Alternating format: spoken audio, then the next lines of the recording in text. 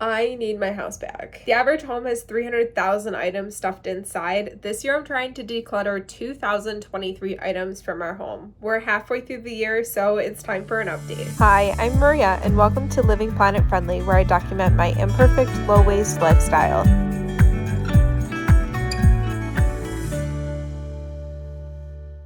You may have seen this template floating around. It's got 2,023 boxes on it, and when I declutter an item, I fill in a box. I will link this in the description so you can go ahead and print it out and follow along if you want. I successfully decluttered 2,022 items last year, and I brought the challenge back for 2023. With every box of things that I got rid of, I felt so much lighter. We started off the new year with decluttering really well in the beginning of January, and then we took a break because we were getting married in the end of March, on March 25th, so we had a lot of stuff to do. So we didn't really do any decluttering because we were preparing for our eco-friendly wedding, and then after the wedding, within a week, everything from the wedding was gone. My decluttering break is over. I really need my minimalist-ish house back. We started off after our wedding in April by decluttering almost everything from our wedding. 99% of our wedding stuff went into our local Buy Nothing group. We saved very few things. In May, we didn't do a lot of decluttering just because it was a busy life month for us. But the first week of June was my last week at my full-time job, and instead of spending a week to relax, I spent a week deep cleaning and decluttering our home. So I deep cleaned my entire first floor, which has our living room, our dining room, our kitchen, our bathroom, and our primary bedroom. I went through and decluttered and organized and cleaned out all of our cabinets and drawers and stuff like that in our kitchen. It felt so good. My husband is a teacher, so he has his summers off. And so one of the last few weekends before school was out, we decided to declutter our upstairs spare closet. The second floor of our house has 2 bedrooms, and one of them has this massive walk-in closet. It had become our catch-all. We had clothes in deep storage in there that didn't fit, random boxes of stuff that we didn't want to store in the basement. It was so full that you couldn't even walk inside of it. You could barely open the door. This is what it looks like now, and we were able to declutter almost 250 items just from this closet. Our other main June project was going through our clothing. We got rid of 3 large contractor bags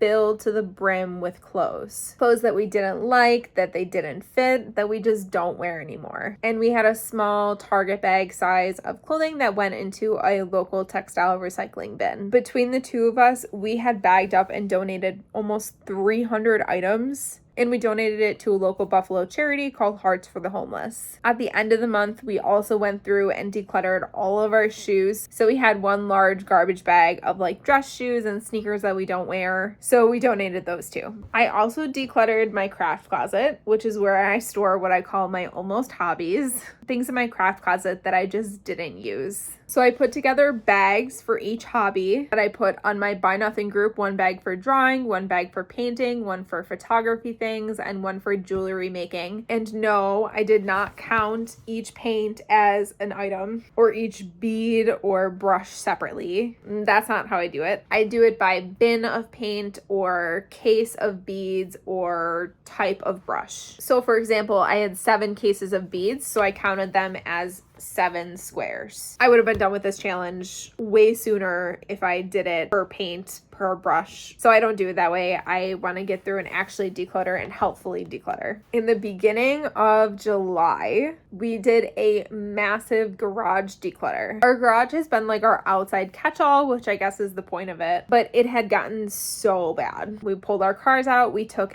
everything out of our garage, put it on our driveway, power washed the garage, and put back only what we needed, which meant I unfortunately whittled down my plant pot collection. I also got rid of upcycled containers that I had been holding on for years for just that specific purpose, but never found a use for them. I did keep a small selection of things to upcycle, but I was very realistic with myself about what I had. So if I picked something up and I had an idea for what to upcycle it for, I kept it. If I picked it up and I was like, this might be good for something, but I don't know what, I got rid of it. I also had a lot of plant pots that I thrifted and loved, but just don't use. At this point in the summer, all of my outdoor plants have their own pots. So anything that's in the garage is purely extra and for storage. So although we had a slow-ish start to the year, we have less than 600 items left to declutter from our home. I'm in way better shape this year than I was last year at this time, so I'm pretty happy with it, and it's honestly gotten a lot easier to declutter. Part of it is probably because I've started watching Hoarders, but honestly, I've been watching it on Netflix. They have a lot of strategies about decluttering and how to get rid of items that you've been holding on to for no specific purpose. So what's left? Where am I going to find the other 600 items in our home? So our main floor and the second floor of our home are in great shape. They don't overwhelm me when I open up drawers or cabinets or anything. I'm one of those people who get really stressed out from visual clutter,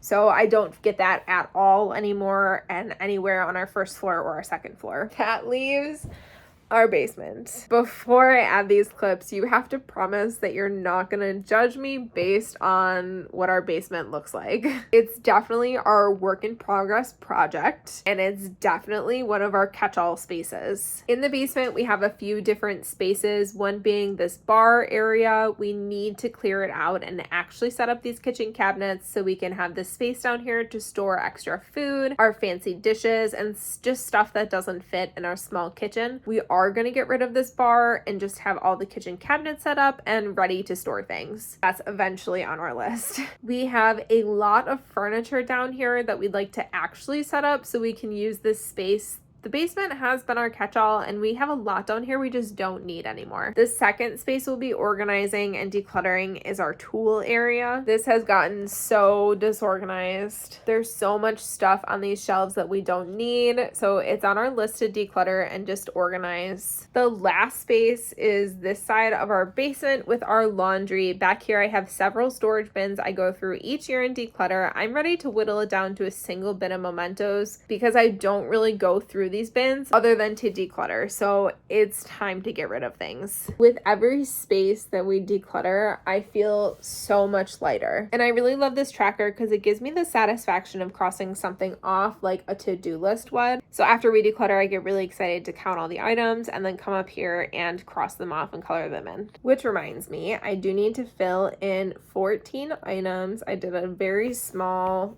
declutter the other day in our basement. I have 552 squares left to color in. That's not bad at all. Everybody always asks me to like what the different colors mean. I just do it based on like a decluttering session. So I'll pick a color and color in that many squares based on how many items I decluttered from that session. Do it however you want. If you want to do a different room or a different category, a different color, either one doesn't make a difference. However you want to organize it for your brain is what's going to work. So that's it. I hope that this declutter check-in was helpful. If you have any comments or suggestions, feel free to leave them below. Check out my other accounts. I'm on Facebook, TikTok, Instagram, Pinterest, and of course YouTube. I've also joined Lemon8 and Threads, although I don't know how to use Lemon8 and I'm still learning Threads, but feel free to follow me there too. I hope you have a great week and see you next time.